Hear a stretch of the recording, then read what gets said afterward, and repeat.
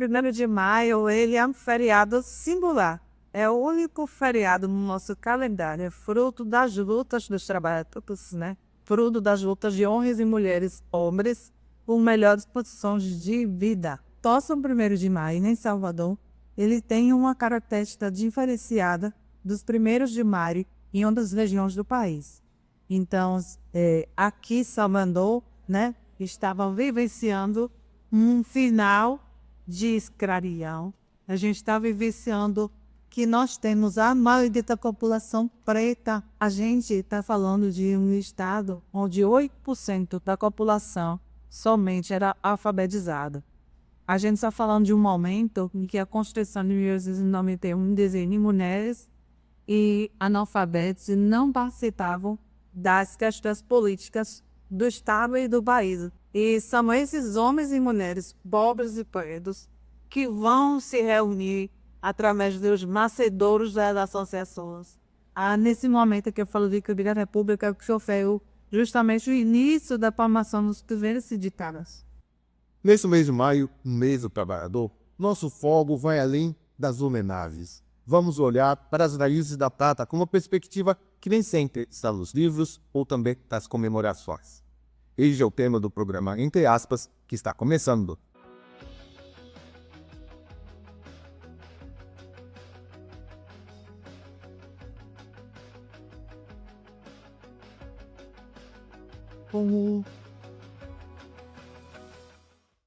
Para falar sobre o Dia do Trabalhador e suas comemorações aqui na Bahia, nós vamos conversar com Dayana Alcântara, que é historiadora, diretora-geral do Sinteste, UFES, lá em Feira de Santana, e autora do livro As Comemorações do 1º de Maio em Salvador, na Primeira República. Uma obra que nos convida a refletir sobre uma classe trabalhadora marcada pela presença de homens e mulheres negras em um Brasil que ainda carregava os escombros do escravismo persecutório. Dayana, muito obrigado. Seja bem-vinda aqui ao Entre Aspas. Mais uma vez, que você está aqui para a gente. Muito obrigado por ter aceito nosso convite. Eu que agradeço, né, poder fazer esse bate-papo, que essa deve ser também a nossa contribuição. Formação da nossa classe trabalhadora. Bem, você lançou esse livro mais ou menos 18 anos, se eu não me engano, se eu não estiver errado. Tá? As comemorações do 1º de maio em Salvador, na primeira, que foi uma defesa do... Você defendia uma tese em cima desse livro, né, com o tema desse livro, lançou esse livro. O que te motivou a investigar e escrever sobre as comemorações do 1º de maio em Salvador durante a Primeira República? Assim, o 1º de maio, ele é um feriado singular. É o único feriado no nosso calendário, fruto das lutas dos trabalhadores, né? Fruto das lutas de homens e mulheres pobres por melhores condições de vida. Então, isso me motivou, sendo eu sindicalista. Então, é uma forma de dar uma contribuição para o movimento sindical. É uma forma de dar uma contribuição para a formação da classe trabalhadora. Então, eu já estava dirigindo sindical quando eu fui aprovada no mestrado em História pela Universidade Estadual da Bahia. E aí, eu me apaixonei pela temática. Meu orientador, Aldo Castelo, já vinha investigando sobre uma celebração, e aí me dá você para fazer esse trabalho. Que esse seu livro, né, que você destaca a presença de homens e mulheres negras nas lutas trabalhistas naquele período, né? E qual era o papel dessas pessoas, desses homens, dessas mulheres, nessas mobilizações de 1º de maio? Como eram as mobilizações? A sua pesquisa. É como você falou no início, a gente precisa retratar, né, e foi isso que eu fui me debruçar nos documentos, de que o nosso 1º de maio em Salvador, ele tem uma característica diferenciada dos 1º de maio em outras regiões do país. Então, aqui em Salvador, né, estavam vivenciando um final de escravidão. A gente está vivenciando que nós temos a maioria da população preta, né, no nosso estado. Então, a gente tem um diferencial muito importante. E são esses homens e mulheres pobres e pretos que vão se reunir através dos nascedouros das associações. Nesse momento que eu falo de Primeira República, que sofreu justamente o início da formação dos primeiros sindicatos. É nas salitanças dos sapateiros, é nas reuniões dos trabalhadores domésticos, é nas trabalhadoras, né, ex-escravas de Gânia, que a gente tem as primeiras organizações de mulheres e homens em busca de melhores condições de vida. E eu não falo só de trabalho, porque muito no nosso país, nesse momento, ainda era o trabalho não há. A gente tem que lembrar que a gente está saindo ali do final de escravidão, né? Então, os homens e mulheres pretos que eu trago no medo somos nós, né? Somos esses baianos e baianas que constroem toda essa luta, né? Boa operatiado baiano, ele tem esse diferencial. Então, a gente traz toda uma roupagem que é totalmente singular. Então, falar de Rito Tandimari já é singular por reunir essas pessoas. E aqui na Bahia ele é singular por reunir pessoas pobres e pretas nessa luta. E você seria dado o período em que esses homens, que hoje eles, né, negras, pretos e pretas, eles estavam se reconstruindo. Tinham que sair, tinham sido abolidos, deixaram de lado todo aquele trabalho forçado, que eles faziam, que além de só o que eles sabiam fazer, para reconstruir um mundo que seria só deles, de trabalho só deles, certo? Eu vou falar contigo já fazendo um contexto da nossa Bahia, né? Veja bem, a gente está falando de um estado onde 8% da população somente era alfabetizada. A gente está falando de um momento em que a Constituição de 1891 dizia que mulheres e analfabetos não participavam das questões políticas do Estado e do país, e também não votaram. Então a gente está falando da maioria da população de Salvador, o nosso estado, totalmente alejada dos seus direitos, né? Tanto de participação na política, quanto de acesso mesmo aos direitos. Então, quando a gente fala dessa construção dessas pessoas, a gente está falando de uma havia uma população que realmente só tinha como viés para melhorias se unificar, né, e lutar por seus direitos. Então, a gente vem de um contexto onde as mulheres já estavam trabalhando nas ruas, mas que nas próprias organizações a gente já vê que muito pouco aparece. Então, as mulheres também participavam da construção do movimento, mas aí mesmo pelos registros históricos, eu só encontrei Dionísia Peloso na União das Costureiras, fazendo a organização do 1º de maio de Salvador em 1892. Então, a participação feminina era grande nas atividades e também nos frontes de luta, porém, nem tinha espaço de viabilização, de visualização dentro do movimento para a gente achar os próprios registros. Então, assim, a gente está falando de uma população realmente alijada dos direitos, pobres, negras em sua grande maioria, né? E que tinha essa tarefa de se reconstruir como pessoas, né? Porque a gente está falando de um momento, né, a Primeira República, onde esses recém-libertos ainda estavam, né, com todo a gama nas suas costas e serem encaradas como animais, com o braço somente para o trabalho, e não como pessoas dignas de direitos.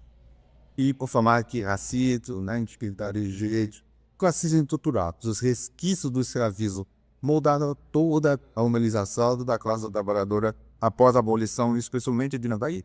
Sim, com certeza. A gente ainda teve todo esse processo de construção, justamente com o que eu estou chamando a atenção. A gente está numa população que a maioria estava convocada à margem, com a formação da instrução entre os trabalhadores, era essencial. E aí a gente tem um centro operário da Bahia. A gente vai ter as reuniões entre os trabalhadores, que vai propiciar, porque pelo menos vão tomando consciência de suas lutas, né? Aí esse processo de alfabetização entre os trabalhadores é extremamente emocionante. A gente tinha trabalhadores que já tinham acesso à época e se reuniu com os trabalhadores para poder fazer a leitura dos jornais. A gente quer também uma marca que é já ter alguns trabalhadores, principalmente os tipógrafos, envolvidos em algumas celebrações do 1º de maio de fora do país. Então, essa ideia do 1º de maio internacional, né, essa grande reunião para decretar essa ideia mundial, que o 1º de maio oriça, né, um momento em que os trabalhadores se unem para reivindicar 8 horas de trabalho, 8 horas de sono e 8 horas de lazer. E a gente está vendo isso bem recentemente, né, que é a luta pelo fim da jornada da escala 6x1, né, dessa jornada de trabalho que é tão nociva. E hoje a gente está compreendendo o quanto é importante para o trabalhador ter realmente as suas horas de lazer e de descanso garantidas. Então, lá atrás, outro dia eu estava chamando atenção, um movimento sobre a escala 6x1. Muita gente dizendo que não era possível. Lá atrás, a gente já viu homens e mulheres fazendo isso no 1º de maio e está falando possível. Então, é de fato uma junção por direitos e que, no nosso caso, se soma a outras pautas, que é por melhoria de condições de vida, carestia. Então, o trabalhador baiano ele tem um aspecto diferente somar nessa luta, que é somar outros processos, outras legislações dentro do bojo das 8 horas de trabalho, as horas de descanso e 8 horas de lazer. E daí, através sua pesquisa, você percebeu algum esforço institucional ou simbólico naquela época para apagar ou inviabilizar a conversão da população negra nessas multas trabalhistas? Na verdade, a dificuldade já existia pela própria lei, né? Como eu falei, a Constituição de 1988, ela já acatava a participação política de pessoas analfabetas. E a gente já tem, por outro lado, somente 8% da população baiana alfabetizada. Mas o que eu quero chamar a atenção é que, dentro dessa dificuldade que já é alegada, a população negra e aí os operários dos cabarafores, braçais mesmo dos serviços manuais e também aqueles trabalhadores que faziam serviços mais especializados, como no caso os tipógrafos, eles já se reuniam como um centro operário em espaços educacionais para superar essa dificuldade que já estava imposta pela lei. Então, os trabalhadores na Benvenuto, eles não só faziam a luta nas ruas, mas eles passaram a fazer lutas para alcançar espaços políticos para decisões favoráveis à sua luta. Então, a gente tem aí uma organização dos trabalhadores para eleger representantes para a Assembleia Legislativa. E a gente teve essas pessoas, né, a oriunda do movimento dos trabalhadores eleitas na Assembleia Legislativa.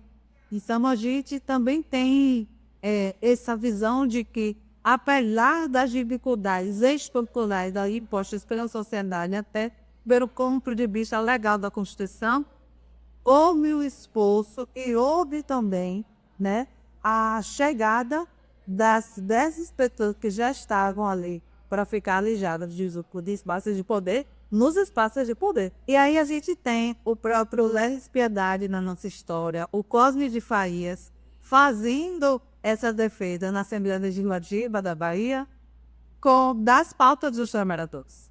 Então, a gente vê que os trabalhadores passaram a se organizar por meio da Bienal Nacional para alcançar os espaços de decisão, para alcançar os seus direitos. Então, não é só nas ruas, é também se mobilizar para dizer tem que estar lá com vida sininho, tem que ter alguém preparado.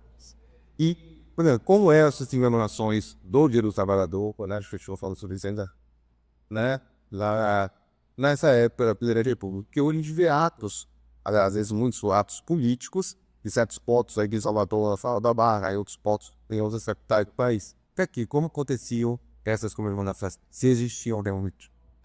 Veja, a celebração do 1º de maio ela foi algo de disputa entre grupos, tanto o grupo socialista quanto o grupo anarquista. A princípio, esses dois grupos, e aqui era mais forte na Bahia, o grupo socialista, viam a data do 1º de maio para ser feita celebrações de acordo com a sua linha de posicionamento político social. Então, os socialistas deles organizavam as celebrações em marcha. As primeiras celebrações que a gente teve no nosso país foi no próprio 1891. A gente teve uma reunião. E aí, esses operários se reuniam no Colideama, faziam prestos, que é as caminhadas até o Palácio do Governador. Então, a gente já tinha, mesmo nesse início da Primeira República, as organizações aqui, Monte Pio dos Artistas, a Associação dos Sapateiros da Fazenda, Trabalhadores do Mar, já fazendo esses movimentos. Alguns eram feitos em salões, até não sei, 1915, alguns vão ser feitos em salões, e aí os próprios sindicatos, as próprias associações marcavam o ponto de encontros, mas a partir de 1915, há uma virada de chave, que é a tentativa do Estado se apropriar do Dia do Trabalhador. E aí eu chamo a atenção, para sempre a gente ficar atento. Não é dia do trabalho, é dia do trabalhador. Essa que vai ser a chave das celebrações. Porque o Dia do Trabalhador, ela vem da luta. Então, os anarquistas achavam que deveria rememorar a história do massacre de Chicago, falar dos mártires, das pessoas que morreram, do derramamento de sangue, da luta mesmo, da greve em cima dos direitos. Então, os anarquistas aqui na Bahia pediam um 1º de maio mais de falas na rua, de entrega de jornal. Esse 1º de maio, com essa característica mais de falar da sua história e das suas dores e lutar pelos seus direitos. Já os socialistas tinham a ideia de fazer toda essa organização, mas ir na rua e sempre entregar o documento ao governador com as faltas ou ao representante dos trabalhadores na Assembleia Legislativa da Bahia. Então, era uma outra forma de comemorar, muito semelhante à atual. O que não tinha em minutos 2 era o fator festa. Esse fator de festa entrou com o chamado patronato. Festa ao dia do trabalho. Então, essa ideia de dia do trabalho, de descansar, do trabalhador descansar, foi pensada pelo Estado e pelos políticos que não gostavam de ver os trabalhadores nas ruas, com o objetivo de dizer, fique em casa para não lutar. Então, começaram a sair nos jornais. 1º de maio, dia do descanso, dia do trabalho, de glorificar o trabalho e não o trabalhador. Então, a gente precisa ter esse cuidado. Hoje, a gente faz as festas com a maior praticidade, que é necessário, porque não pode ser a ideia de usar a festa para apagar da memória do povo a sua luta, como foi pensada pelo patronato e pelo Estado. Então, a festa não tinha nesse período da Primeira República. A festa entrou a partir de 1915, ainda na Primeira República, mas não por parte das organizações trabalhadoras, que sim por parte do Estado do patronato.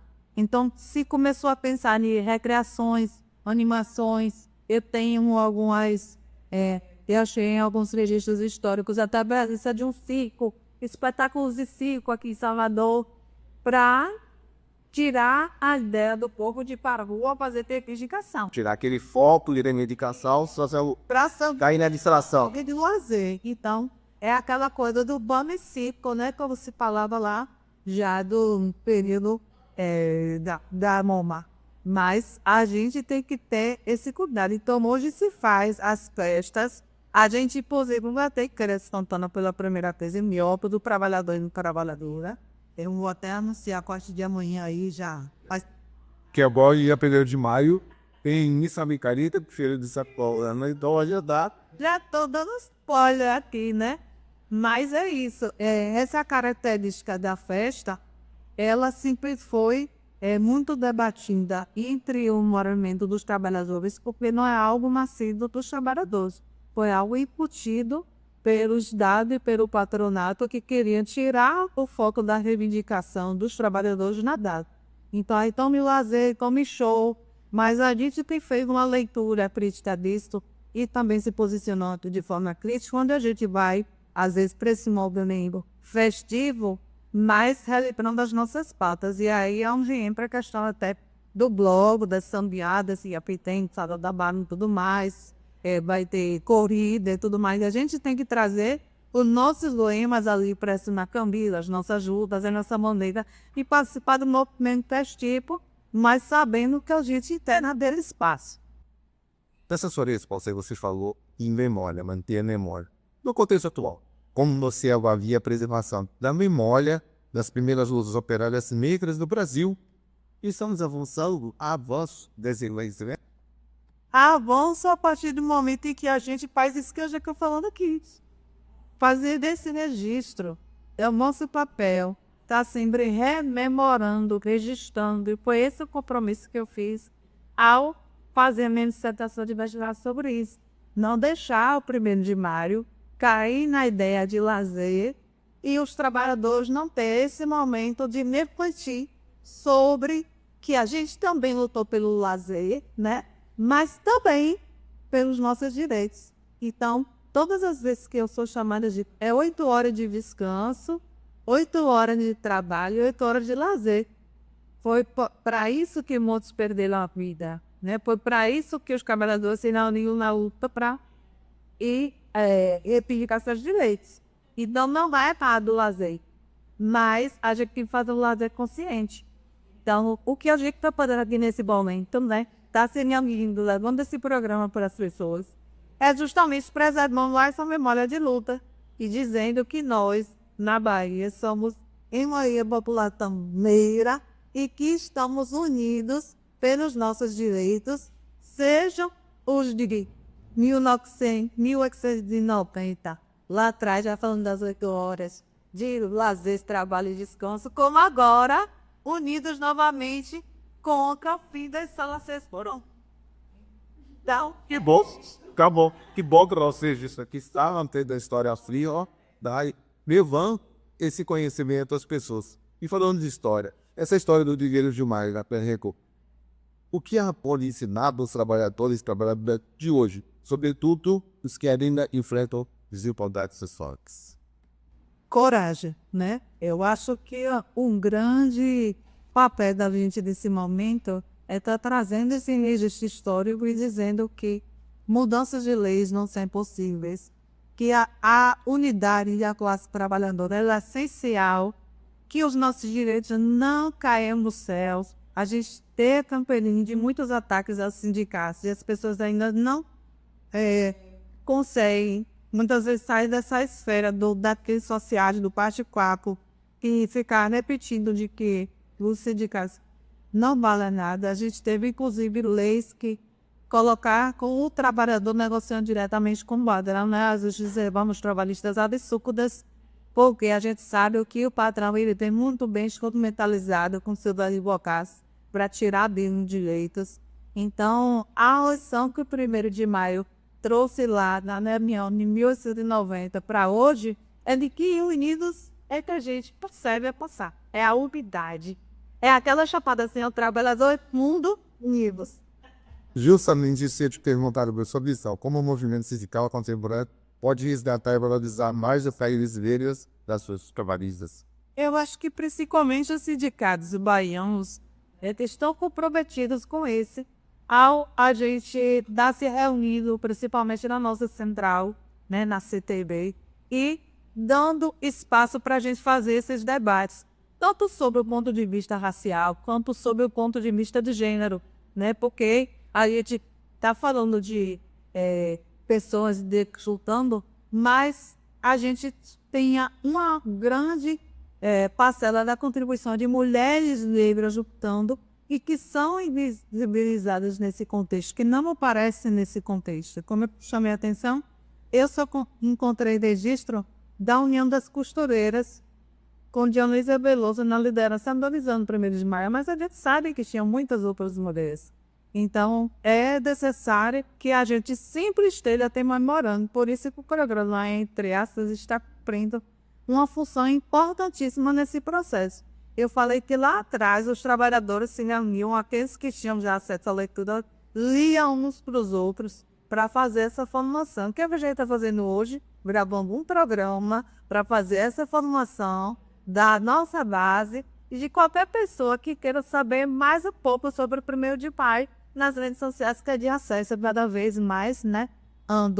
Então, essa contribuição e esse link histórico que a gente está fazendo é o trabalho que o Sindicato Contemporâneo faz e que tem que permanecer fazendo para que a gente continue avançando, porque não existe conquista sem trabalhadores unidos, sem a base estar esclarecida, sem união nas ruas para iniciar direitos e sem negociação, né? Então, esses são os poucos. Daiana, inteligente. Tá chegando ao fim, né? E para finalizar essa nossa conversa, que foi maravilhosa, que mensagem você deixaria para as trabalhadoras e trabalhadores desde 1º de maio de 2025? Que, né, a luz da trajetória histórica que você conta em sua obra mostra dizer.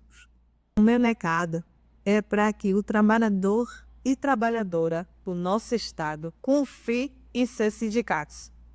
Essa história que eu trago aqui é uma história de organização de pessoas que estavam totalmente à margem dos seus direitos. E essas pessoas somos nós, trabalhadores e trabalhadoras aquarianas. Então não tem como a gente esquecer todo esse andar, todos esses passos que a gente deu fora do sindicato. Então não tem nada fora do sindicato que não seja alguma reunião.